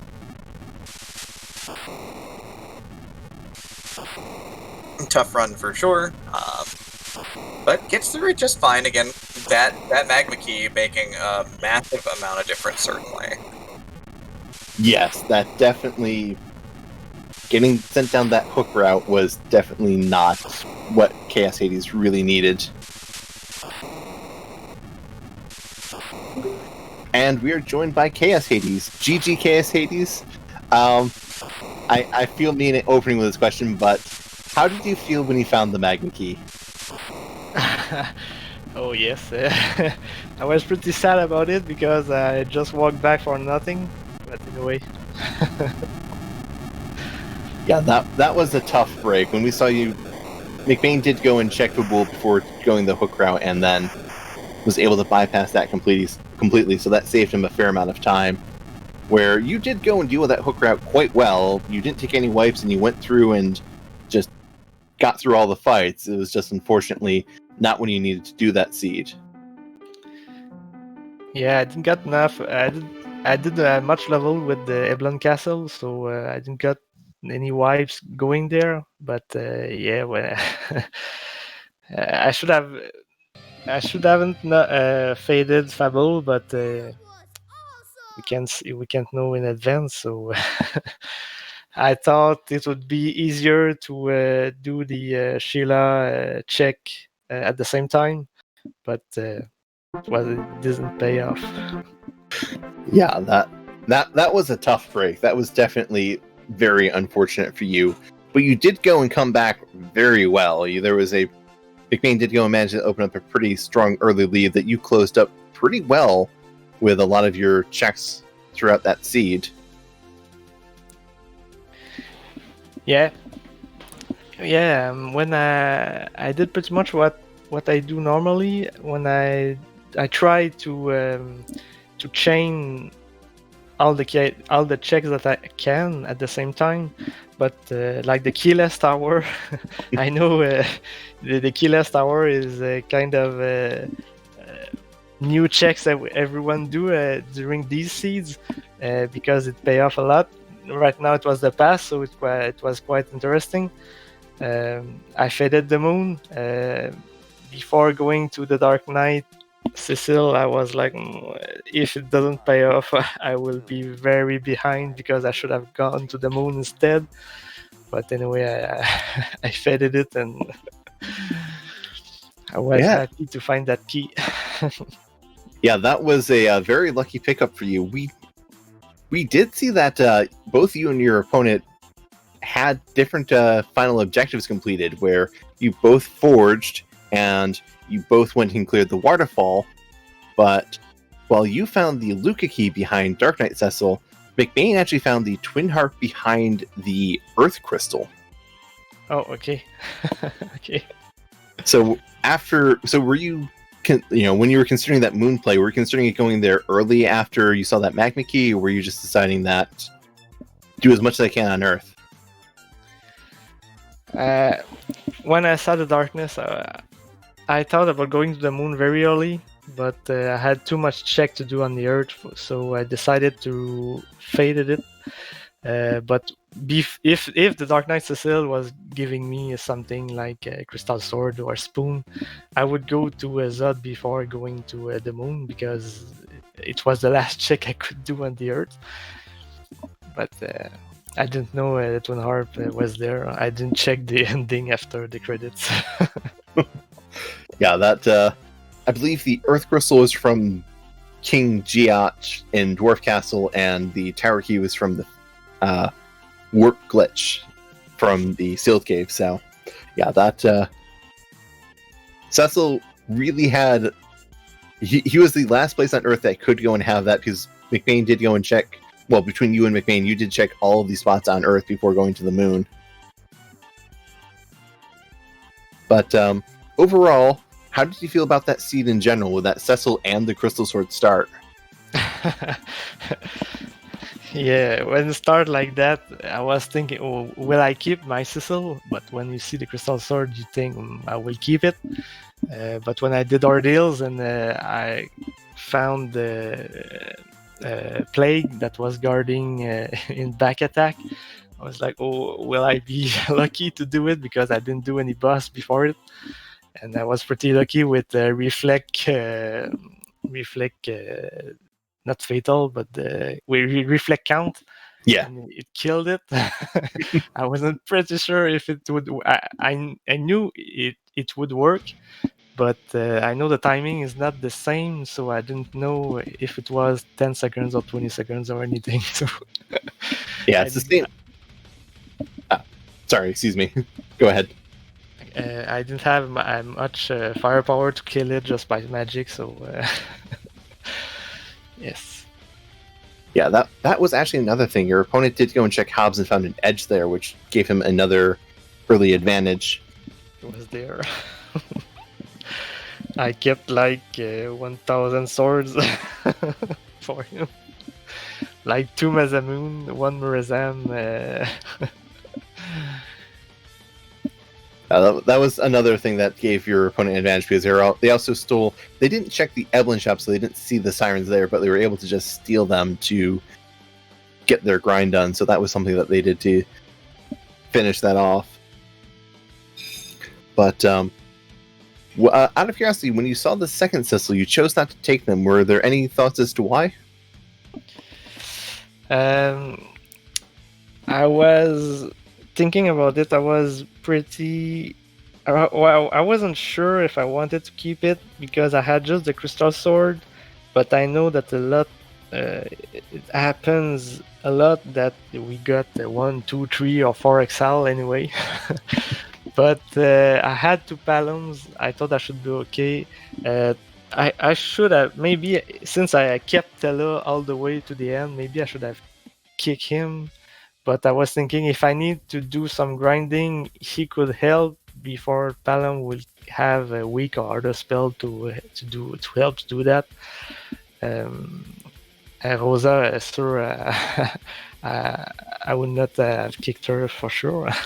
Yeah, that's definitely very fair. You didn't have any visibility on sirens at that point, I think, so No. Definitely don't want to go and kick out a grind where you will go and get a darkness crystal on Earth, so definitely very sound reasoning. Well, Demerine, do you have any questions? I do not, but thank you for the good run, Chaos Hades. Tough break at the start of the run, things kind of got a little bit out of the way there, but you did run really well, so that was really nice to see. Thank you. Yes. Unfortunately, this didn't work out for you, but you do have 2 more matches in the Magma route. Any hopes for potential matchups for next week, or just going to take whatever you can get and do your best from there? I think I'll do that. I'll do my best. I didn't check what was the score right now between the wins and the loss, then the lose in the Magma route. So I didn't check. So I'll do my best with what I can do with. Entirely fair. Yeah. All right then. GG's again on your run. Great race tonight, and looking forward to seeing you next week. Thank you everyone to put a great show. Indeed. Thank you again to Leggy Starstream, our restreamer, and to Ikir, our tracker. And again, a thank you to Demerine, my co-commentator for this evening. That was a lot of fun. Yeah, this is definitely this is a fun seed. You see people not wanting to take Cecil a lot because of that vanilla agility. But it turns out Crystal Sword's a really great bribe to take Cecil. Yeah, I mean, you get that Crystal Sword right off the bat, and it's like, alright, well, I guess I'll take some agility problems. Then you get second Cecil, and it's like, maybe I won't. And then you get a second Crystal Sword, and like, maybe I will. So it ends up being real interesting and a real neat balance. So that was a lot of fun tonight. Agreed. And I believe we're going to be going and rating the free enterprise channel, so let's go and get ourselves set up for that. And as a reminder, do not go and spoil the results of these races. You're more than free to go and hype up about how great the race was, but please do not go and spoil any results to the viewers of the free enterprise race. And of course, thank you all again for coming out tonight, and have a wonderful evening. Indeed. Have a great evening.